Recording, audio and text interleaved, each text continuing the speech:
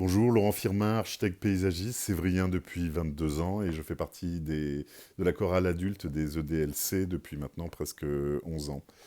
Pour l'échappée du jour, je viens vous partager un texte que j'aime beaucoup. Il s'agit de Louis et Lubic de Patrice Lecomte.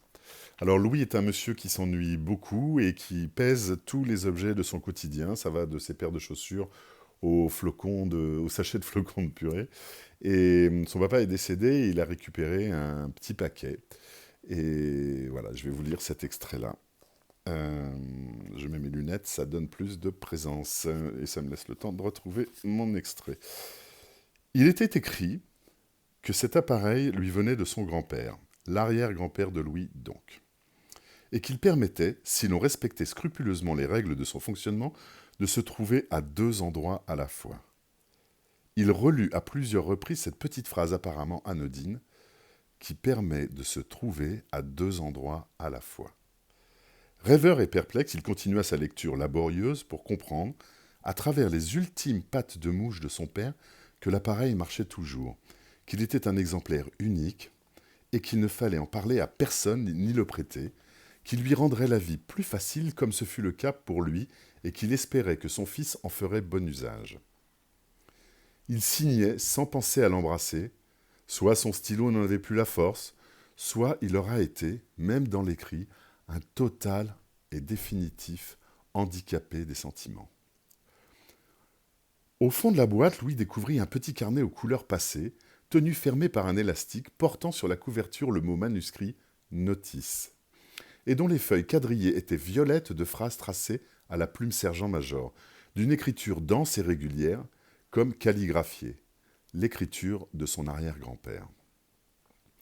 Ce dernier expliquant avec force détail le mode d'emploi de cet appareil dont il était l'inventeur et qu'il n'avait jamais voulu commercialiser, se rendant compte du chambardement incontrôlable que cela n'aurait pas manqué de provoquer. Utilisation aux seules fins personnelles, familiales, transmission secrète de père en fils.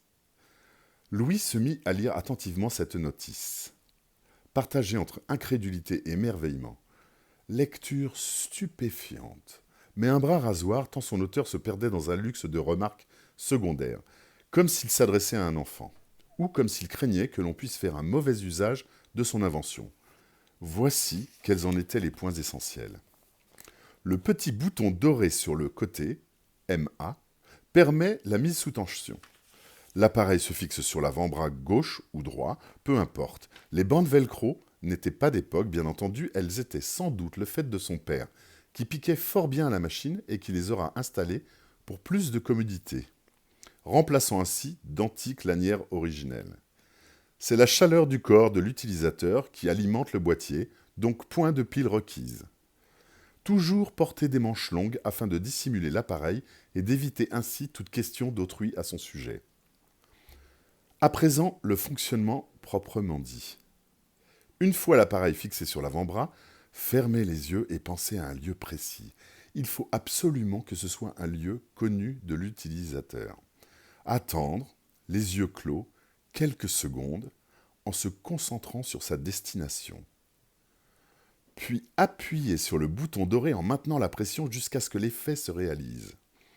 On ne peut en aucun cas se transporter dans une contrée que l'on aurait par exemple seulement vue dans un magazine ou une carte postale. En fait, il n'est pas question d'être uniquement transporté, mais dédoublé. Et ce qui permet de se trouver à deux endroits à la fois. Enfin, très important, ne jamais tenter d'ouvrir le boîtier. Tout cela expliqué calmement, sans triomphalisme ni prétention, comme s'il s'agissait d'un manuel scolaire. On disait de cet arrière-grand-père que Louis avait à peine connu qu'il était inventif et fou.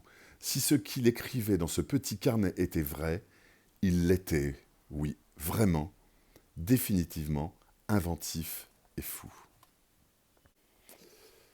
Voilà, j'ai choisi ce texte parce que les livres permettent ça, de se trouver à deux endroits à la fois. Merci aux échappés de la coulisse, merci à la mairie de Sèvres. C'était un plaisir de partager avec vous ce texte. Et vous, quel est votre échappé ?